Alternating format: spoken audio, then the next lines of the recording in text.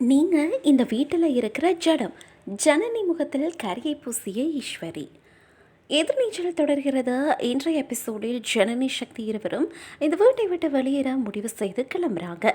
ஆனால் குணசேகரன் ராணாவோட பேச்சை கேட்டு அவர்கள் வெளியே சென்றால் நம்ம பிஸ்னஸுக்கு ஏதாவது பாதிப்பை ஏற்படுத்துவாங்க. இதனால் நம்ம பிஸ்னஸ் ஆரம்பிக்கும் வரைக்கும் அவங்க இந்த வீட்டை விட்டு வெளியேறக்கூடாதுன்னு சொல்கிறாரு. இதை கேட்டுக்கொண்ட குணசேகரன், நீங்கள் இந்த வீட்டை விட்டு வெளியே போனீங்கன்னா எங்கள் தொழிலுக்கு பாதிப்பு வருமோ என்ற எண்ணம் எங்களுக்கு இருக்குது. நீங்கள் இந்த வீட்டை விட்டு வெளியே போகக்கூடாதுன்னு சொல்கிறாரு. ஆனால் சக்தி, அதெல்லாம் முடியாது. நாங்கள் உங்கள் பிரச்சனை எதுக்கும் வர மாட்டோம். நீங்கள் எங்களை தப்பாக புரிஞ்சுட்டு இருக்கீங்க.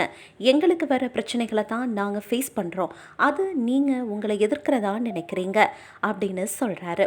ஆனால் குணசேகரன் ஒரேடியாக வெளியில் போகக்கூடாதுன்னு அழுத்தமாக சொன்னதுனால டென்ஷனான ஜனனி, இப்போ என்ன சொல்ல வரீங்க? நாங்கள் இந்த வீட்டை விட்டு வெளியில் போகக்கூடாது, அப்படி தானே? நாங்கள் இதே வீட்டில் இருக்கிறோம். உங்களோட பிஸ்னஸ் நல்லபடியாக நடக்கட்டும். அது முடிஞ்சதும் நாங்கள் இந்த வீட்டை விட்டு போகிறோன்னு சொல்கிறாங்க. இதுக்கு பிறகு ஜனனி மாடிக்கு போக அங்கேருந்து தர்ஷினியை பார்த்து, என்னால் ஒன்று புரிஞ்சிக்க முடியுது தர்ஷினி, நீ எதுக்காக அப்படி சொன்ன? நீ அப்படி சொன்னதுக்கு பின்னாடி ஏதோ ஒரு காரணம் இருக்குது. அது எதுவாக இருந்தாலும் என்கிட்ட சொல்லுன்னு சொல்கிறா. அப்போது அங்கே வர ஈஸ்வரி, நீ எதுக்கு அவள் கூட பேசிகிட்டு இருக்கிற? அவளை கொஞ்சமாவது நிம்மதியாக இருக்க விடுங்க. ஏற்கனவே அவள் பெரிய பிரச்சனைகள்ல இருந்து தப்பிச்சு இப்போ தான் மீண்டும் வந்திருக்கா.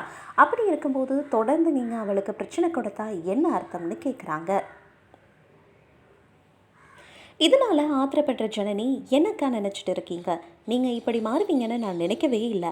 நீங்கள் விபத்துனால பாதி விஷயத்தையும் மறந்துட்டீங்க. ஆனால் அந்த விஷயத்தையெல்லாம் நாங்கள் திருப்பி உங்ககிட்ட எடுத்து சொல்லியும் நீங்கள் எதையுமே புரிஞ்சுக்கலை.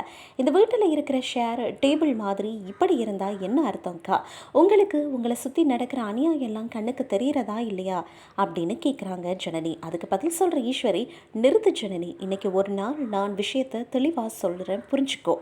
இதுக்கு மேலே இந்த பிரச்சனையை பற்றி பேசவே கூடாது. நீ சென்னையில் வளர்ந்தவ, உனக்கு எல்லா விஷயங்களும் தெளிவாக தெரியும்.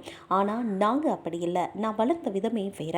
இன்றைக்கி இவ்வளவு தெளிவாக பேசுகிற நீயே கல்யாணத்துக்கு முன்னாடி எப்படி இருந்த, கல்யாணத்துக்கு பின்னாடி எப்படி இருந்த, இப்போ எப்படி இருக்கன்னு பல விஷயத்தை யோசிச்சு பார்த்து பேசு.